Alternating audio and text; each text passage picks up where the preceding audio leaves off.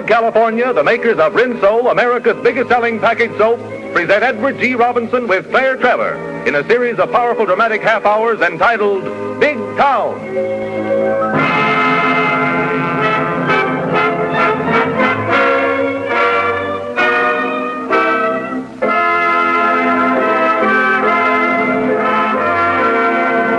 Big Town is neither New York, Chicago, St. Louis, nor San Francisco. It is a fictitious city, and all the characters in Big Town are fictitious. Any resemblance of name or place is purely coincidental. But the people in Big Town are the same as the people in every large city. They are real, live, vital human beings with the inevitable problems of life, health, and happiness. They have their moments of sorrow, joy, hate, love, failure, success, tears, laughter, fear, hope. Listen, it's Big Town.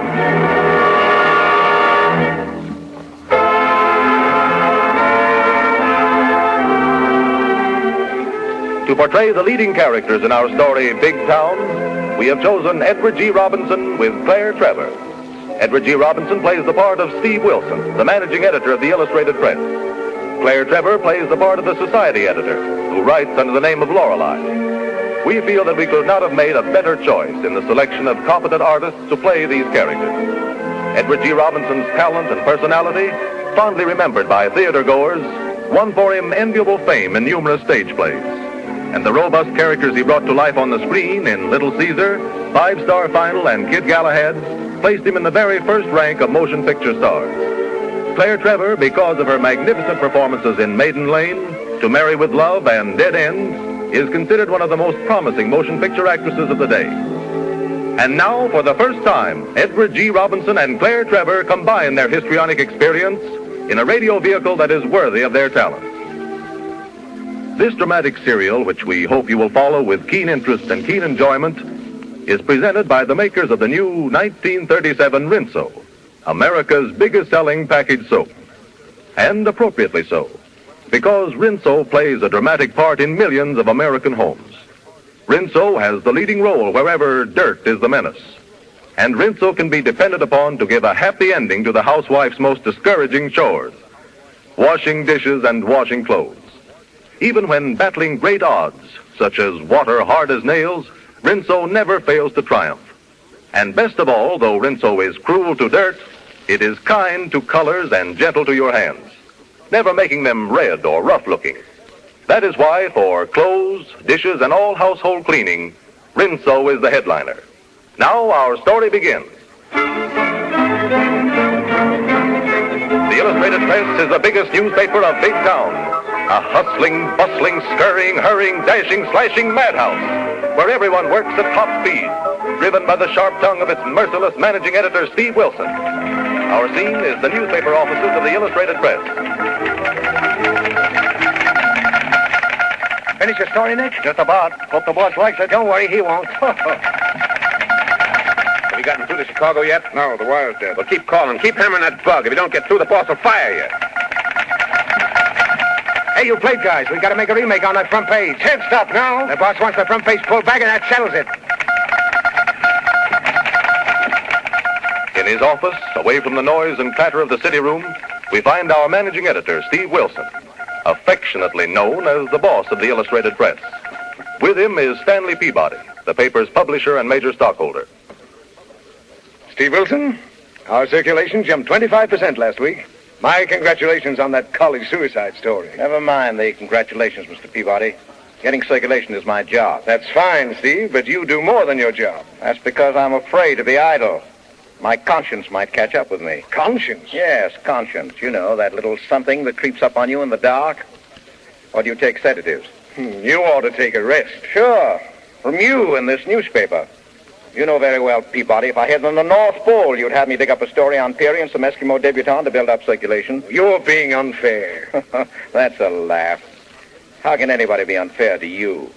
You start with 2 strikes against you. Frankly, I don't know what ails you. You ail me. You and your sanctimonious attitudes. You and your petty larceny morals.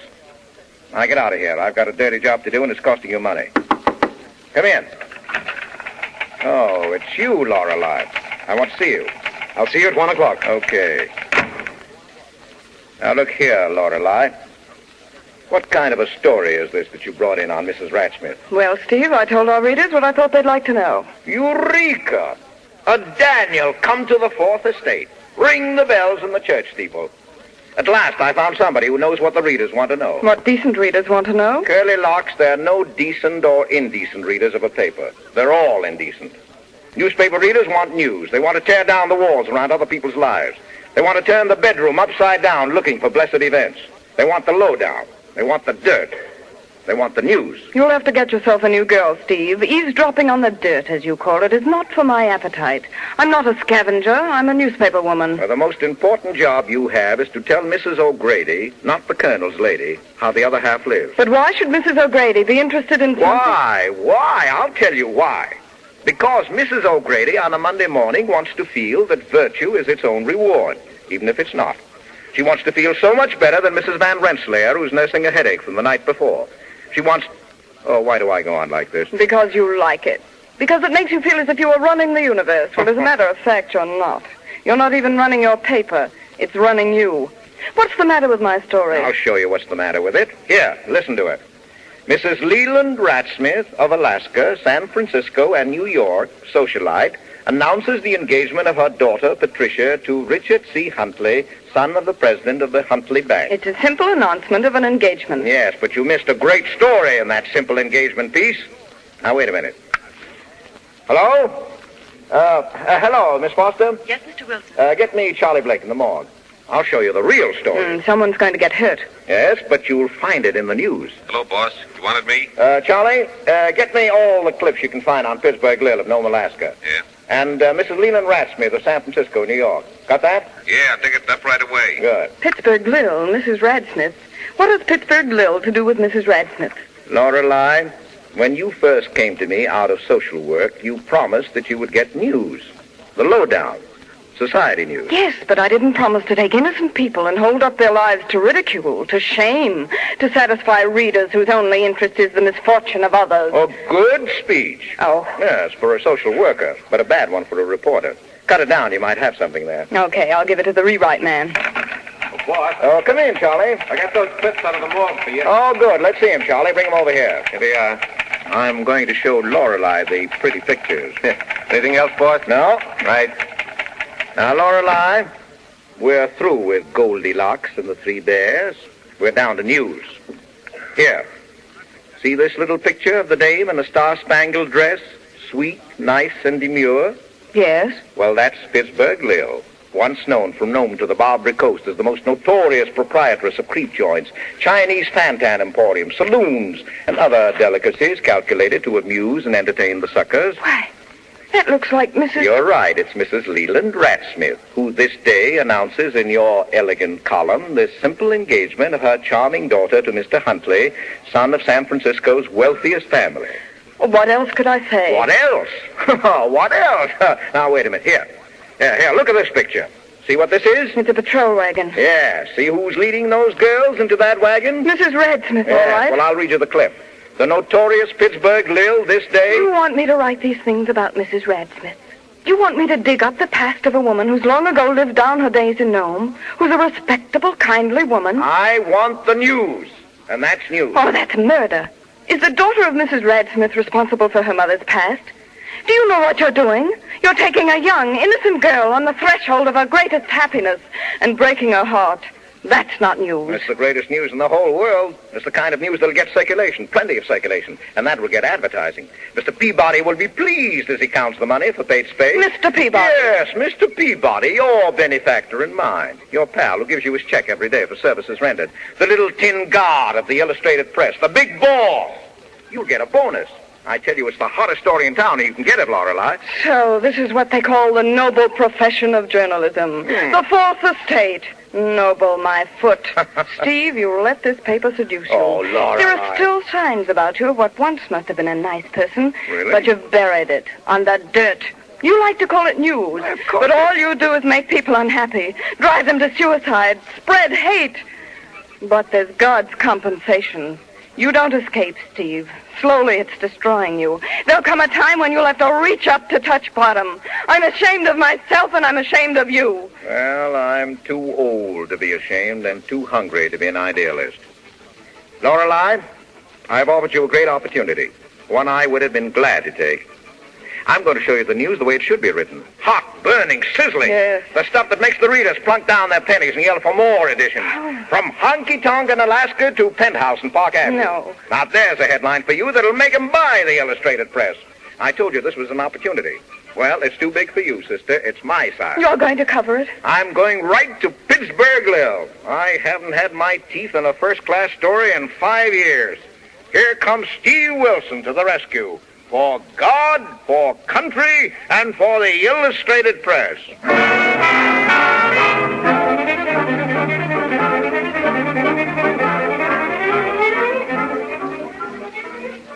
Mrs. Radsmith, Mr. Wilson is waiting in the library to see you. I'll be right down.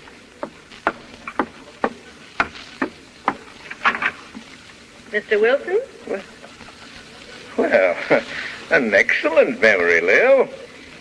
To what do I owe this unexpected raid? Raid? Well, what do you call it? A visit. Just a visit for old Lang Syne. What are you doing these days, Steve?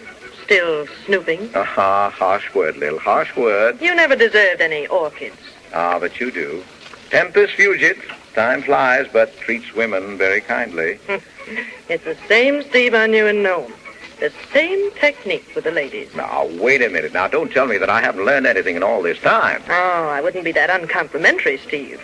You've learned a great deal. You've learned how to turn garbage into print at a great profit. Now, is that the way to treat an old friend? You're about as friendly as a rattlesnake. What? Yes, or should I apologize to the rattlesnake? At least he gives his victims warning. He rattles. Ah, now you're being very unkind. I'm just a poor newspaper man trying to get along, Mrs. Radsmith. Pittsburgh Lil to you. And I know what you came here for. Clairvoyant. Yes, I had a feeling you'd show up. Now, I don't want to waste any time, Steve. If you print a word about my past or anything which will interfere with my girl's happiness, I'll kill you. Thanks. Say, I'll spread that all over my paper. You've been digging dirt for a long time. Why, in Nome, you're always the first to stick your nose into a garbage can. You're right, but I came out with a story. Sure, so that nobody in Alaska would talk to you, not even your readers. Yes, but they called me a great newspaper man. They called you a sneak, a spy, a double-crosser. And I saved your neck more than once, and your hide, too. Well, thanks, Lil. You're welcome. But the killing still goes. Listen, Steve. Patricia's the only thing that I've got out of all my knocking around and being kicked around. It was for her that I turned my life inside out.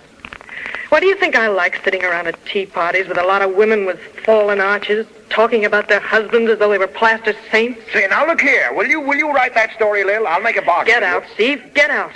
There's no bargain. You came here for news, and I gave it to you. I've got it. Managing editor of the Illustrated Press, Steve Wilson, dies getting the news. What a head! What a head! Yes. And here's another head for your tombstone.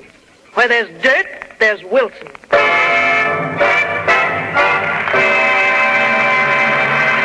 In wash tub or in washing machine, there is one soap that will give you complete satisfaction. The new 1937 Rinso. The soap that does away with scrubbing and boiling. The soap that gives fully 25% more suds than ordinary soaps. Suds that are lively, frisky, and full of fight. Suds that move like a trained army that surround and attack grime and dirt, forcing it to surrender. Suds that never give up until they've made your clothes at least 5 shades whiter and brighter. And with it all, suds that are so gentle that they won't harm the colors of your daintiest washable cotton prints. If you want this little army of cleanliness to work for you, try Rinso. Order the big green and yellow box from your grocer. You'll be amazed, delighted, and thrilled.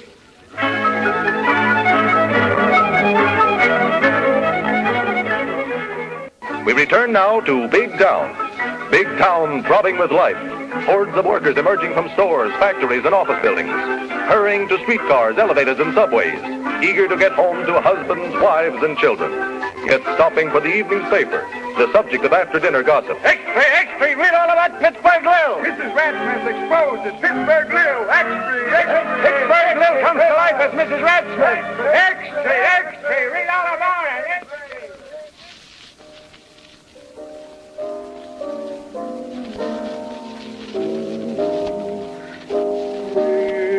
Nero plays while Rome burns. The newsboys are shouting, Steve.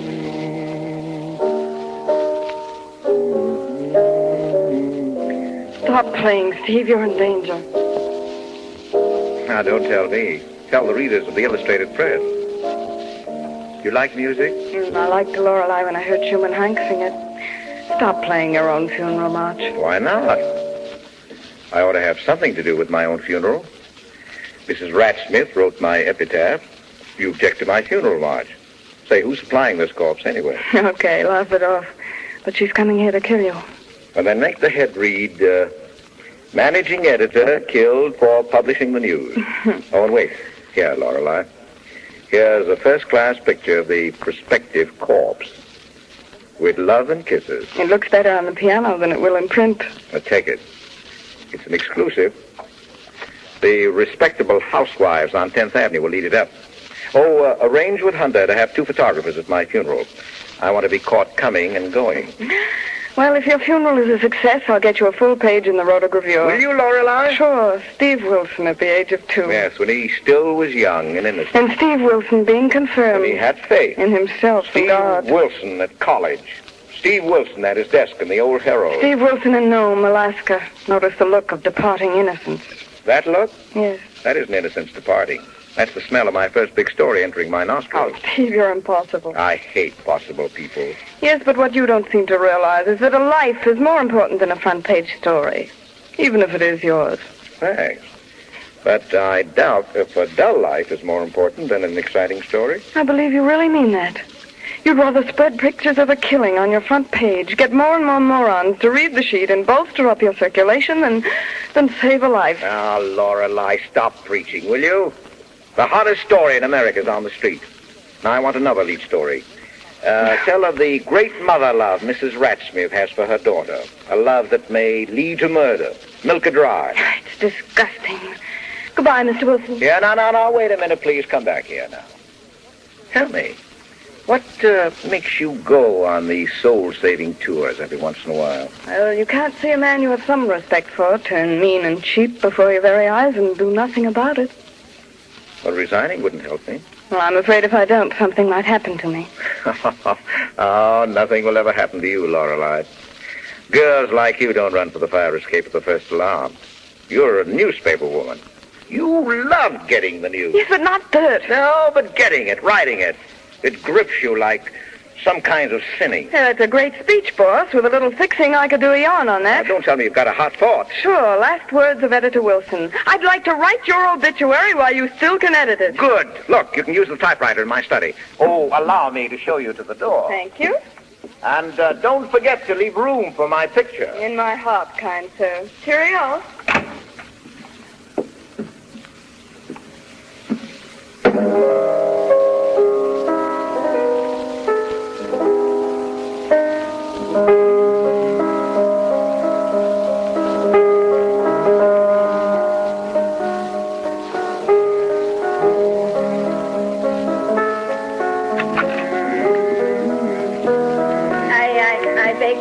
Pardon, Mr. Wilson. I always don't like to interrupt you when you play so beautiful. Oh, that's all right, Minna.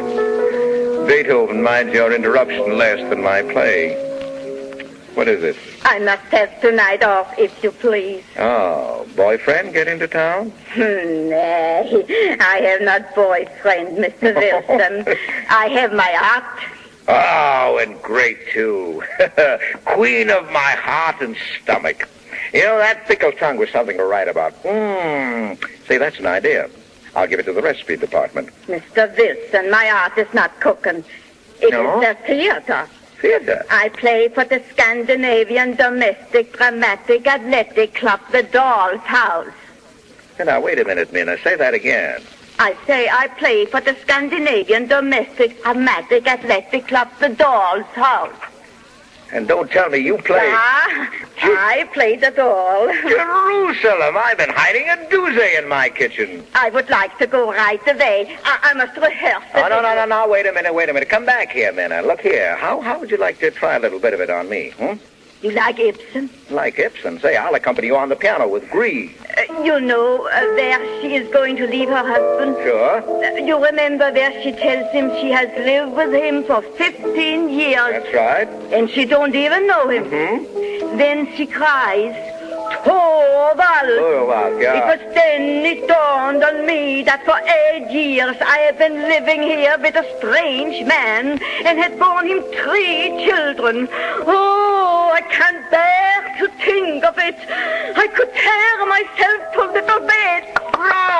Bravo. That's great, Minna. Listen, darling, how would you like to have your picture alongside of Greta Garbo's in the Sunday paper? Greta Garbo? Mm-hmm. I go answer the bell. No, someone is always interrupting genius. And then I must put on my costume for the play. Is somebody coming? Oh, yes. A Mrs. Ratsmith. Sure in here. Hello, operator. Give me Spring 6789. This is Wilson. Give me the dramatic department. Hello, Dudley. Say, I want you to cover the Scandinavian Domestic Dramatic and Athletic Club play. Sure, it's an opening. Who's in it? Why, the great Minna. Oh, the Sieber show. Well, you can always see that. Say, this is a story of a lifetime. All the Swedish servants doing Ibsen. Well, it's human interest with a capital U. Oh, let Sammy review the Sieber show. Sure, he's an office boy. That's why he do the Sieber justice. Yeah, well, give him a byline. Let me see. Call it, Mr. Moskowitz Goes to the Show. Goodbye. I've got company. Good evening, Mrs. Ratsmith. Pittsburgh Lil to you. Well, what's in the name? You ought to know. That's your slogan. Names. Publish names. No matter where it falls and whom it hurts. Names. Well, think of your own right name. Oh, not the one they call you. The one you were baptized with. I'm going to kill you. Now, wait, not with that pistol. Small and pearly and delicate. Oh, that's feminine. You know, I always thought of dying with a grand gesture. You know, Lil, sort of rustler or bandit fashion, spurs and... Oh, yes, you know, my yellow boots on, looking into the muzzle of a .44. Oh, Lil, how can you do me like that? A teeny-weeny pistol. A fine end for a growing boy. This one shoots, Wilson. You're not going to talk me out of this. Oh, don't I know it? Then maybe you know that you deserve it. I'm beginning to realize it. It's too late to begin. And here I believed it was never too late to mend. It's too late to recall the shouting newsboys. It's too late to mend the hurt you've done 2 young, innocent people whose hearts you broke because of your dirty sheet. Now, a paper lives by its circulation, Mrs. Ratsmith. And by the gentlemen of the press who gather the dirt. And how many homes it can wreck, and how many lives it can make miserable. Well, the public must have its food for thought. It's scandal. Even if you have to kill somebody to give it to them. Oh, we haven't stooped that low. Lower. Why, you commit murder every day. But you never stand trial for it. The real murderer takes his chances with the electric chair. Why, he's a sport compared to you. He takes a chance. Oh, I've taken chances, too. Now, for instance, right now, with you and that gun, with a nervous finger toying with the trigger. May I do the editing? Of course. Pulling the trigger. Oh, my God. You've done it, Lil. What happened? Someone shot Mr. Wilson. I'm bleeding, Steve. Let me see. You killed Mr. Wilson. You killed Mr. Wilson. Oh, he's dead. Mr. Wilson is dead. Not quite. Steve, are you all right? Oh, sure. She was out of practice. Let's call it all a mistake, Lil. You could have avoided that, Steve. Oh, no. I never avoid anything. Not even my own funeral. Miss Lorelei, if you should want me, Mr. Wilson knows my address. Steve, I'll call a doctor. Oh, no, that's the second thing to think about. First call the city desk. No, Minna, get an ambulance. No. You would think of that. What? Get an ambulance with every reporter trailing on it and lose this exclusive story for the sheet? What would Peabody say? Operator, spring 6789. I'm so sorry, Mr. Wilson. Well, I'm sorry, too, Minnie, to make you disappoint your audience. Oh, that's all right, Mr. Wilson. I'm glad she didn't kill you. Hello, city desk. Lorelei talking. Repeat after me. Steve Wilson, managing editor of the Illustrated Press, was shot today. Steve Wilson, managing editor of the Illustrated Press, was shot today. By a mysterious stranger who disappeared. By a mysterious stranger who disappeared. After the shooting. After the shooting. What about her name, Steve? Oh, no. No names. Just a mysterious stranger. No names? Hell, what's in a name? Between very good friends. Courage, Lorelei, should never go unappreciated. The lady called on personal business. My affairs are not fit reading for our circulation. That's all, city desk. I'll go get the doctor. Oh, no, Minna. You've got your art. Steve Wilson, you're impossible. I hate possible people. They're always doing the thing you expect them to do. Well, that's a relief at times. You can at least find them without a bullet wound in their arm. You think it will leave a scar? Ah, don't worry. Not where anybody can see it. Just me? Yes, just you. Good. And maybe it will serve to remind me that some things are better left unprinted. That's learning things the hard way. Maybe. Lorelei, I hope you will always treasure that photograph I gave you. Just in case. No, I will. I'll file it. Oh, no. It's yours now. With love and kisses. For your memory book. Exclusive? Exclusive.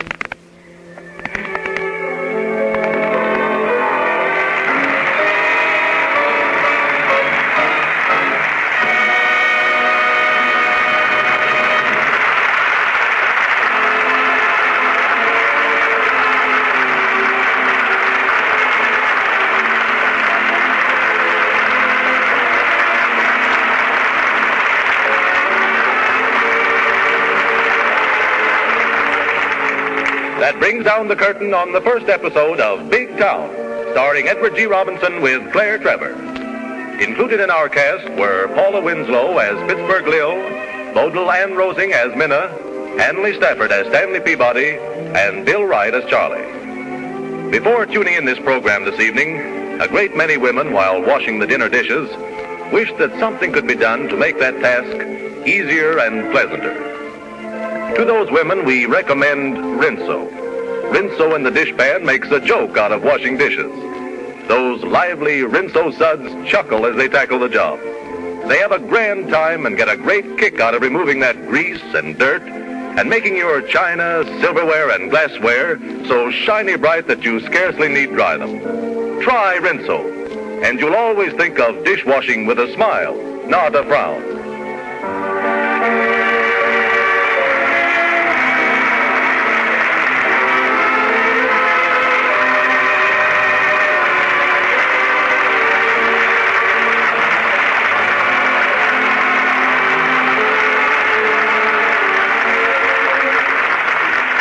Next week at this same time, Edward G. Robinson with Claire Trevor brings us the second episode in the series of powerful dramatic half hours entitled Big Town.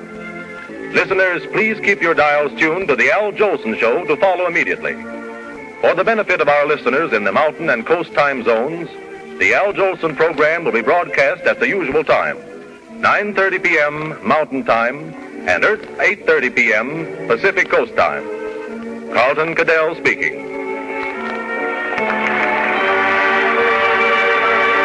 This is the Columbia Broadcasting System.